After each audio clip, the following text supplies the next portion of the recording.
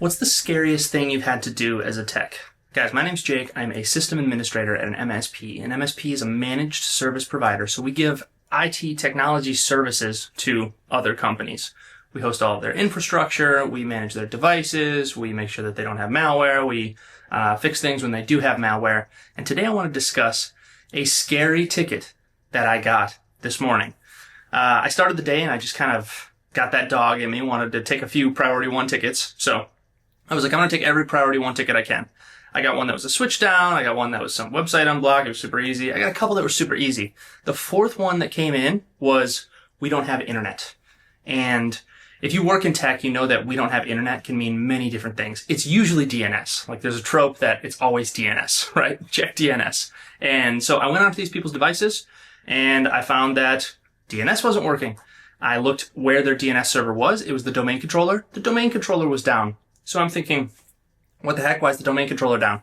The domain controller is hosted in our data center, so it's a virtual machine. So I go into the data center and I can get into the domain controller that way because it's VMware and we have like a remote window that we can hop in, and I go in and everything looks fine. I ping the default gateway. It doesn't ping. It says general failure. Okay. I ping the loopback address, which is 127.0.0.1. It says general failure. It's not even responding or anything like that. I'm thinking, what the heck is going on? I disconnect the network interface card on VMware, reconnect it. It still doesn't work. I run a network reset. It still doesn't work. Of course, I do my customary just reboot the server and see if that works. It still doesn't work. So I'm thinking, what the heck is going on? This server is running 2012R. So it's an old server, or it's running an old operating system. Could not figure it out. Spent the next 4 hours or so trying to figure out why the DC was not working. I called the internal contact back and got his DNS pointing to 8.8.8.8 so they could at least do some of their stuff for now. But a good solid 4 hours of researching, I find out that it's got to be something in the TCP IP stack itself. Like there are like some PNP, PFP files that are like below the NIC itself, like at the operating system level. And it's still cooked. Like I tried grabbing them from a functional image, replacing them. I got a blue screen of death on a DC, on their only DC. So, I was scared, right? I was like, what the heck am I going to do? And I talked with our data center team and they have images that they can roll back to. I should say they have like snapshots that they can roll the domain controller back to. So they rolled the domain controller back one day and it's back alive. I'm like, this is phenomenal. This is phenomenal. And then it dies like a half an hour later. I'm like, this is not phenomenal. So we go back one day again, and it again dies like a half an hour later. I discuss with the account team, and they're like, just make another domain controller and replicate it as fast as you possibly can. So I try doing that. It dies again. I have the data center team roll it back, like farther back, like 2 days back.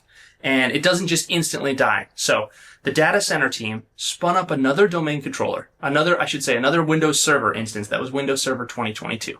It was my job to join that Windows Server VM to the domain, promote it to a domain controller, grab all of the FSMO roles, make sure that DNS is correctly, decom the old domain controller, point DNS to the new domain controller, and get this fixed. When I tell you, that was one of the scariest tickets that I've ever done because it's a hospital and it was their only domain controller. And I'm like, I knew I didn't break it, but I wanted to fix it, right? I wanted to be the hero.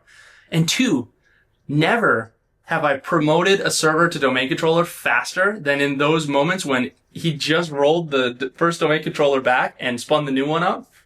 And I was trying so hard. I was like, I had my plan locked in with ChatGPT, like exactly what I'm going to do, how I'm going to do it. And also I thank God that I had already spun up a bunch of domain controllers by doing home labs. So when I tell you guys, do the home labs, like I made one on YouTube here, check it out and do it because it is so useful and you never know when you're going to have to do something like that. Like a year and 2 months ago, I was just a tier 1. I barely knew what a domain controller was. And we do a lot of troubleshooting with DCs, but understand too, like servers aren't meant to fail. Like servers are meant to be extra redundant. Your computer can just bork at any time. Computers are not, they're not high stakes. And so they're not super robust. Like they just fail, right? They'll get like a BitLocker screen or they'll get like blue screen of death. Their operating system sucks. Microsoft will roll out some update that breaks everything. If you know, you know. A domain controller is not meant to be that way. So like spinning up a domain controller, I'm not a project guy. It's not something that I do super often. I'm also not a system engineer. So normally that would be a system engineer's job. In the moment, I asked the system engineer, I was like, hey, do you want to do you want to do this or do you want me to just do it? Because I kind of wanted to learn too. I was scared, but I wanted to, do it in production, have that on my resume. And system engineer was basically like, yeah, you can go ahead and do it. Like, you'll just be using GPT just like I will. So, which I thought was a kind of funny answer, but it was true. At some point you're just using your resources. Nobody remembers everything about everything. So I was just super detailed about getting a plan together, spinning this bad boy up the right way, promoting it to domain controller, turning off the old domain controller, and then pointing, I should say, I actually changed the IP of the new domain controller to have the same IP as the old one. The reason that I did that is because if I had statically set it as something different and then changed like option 6 and DHCP so it points the devices towards the new IP, if you have devices that have statically set DNS like printers, camera systems, maybe an ATM or something like that. Of course, this was a hospital, not a bank. I'm used to working with banks. That's going to break things, right? Because those things are going to have to be manually reset. It's going to cause a lot of work. The easiest way to do it was to just have my new domain controller, turn off the old one permanently, get rid of that bad boy because it was just dying, and point DNS to the new, I should say, change the IP of the new domain controller so it matched up. So that was my scary ticket of the day. Guys, I'm going to be doing more videos like this where I just kind of talk about my experiences. I'll be honest, I'm not even going to edit this video. Might chop a little off at the front, a little off at the end just so it looks clean. Appreciate all the support lately, and this is going to be on top of the normal videos that I'm putting out. You guys be good, be safe, be smart, make good decisions, and practice spinning up a domain controller because you never know when you're going to get that priority one and the lone domain controller for a hospital is down and you got to spin it up. It was a fun experience. It was really good. Appreciate you guys. Bye.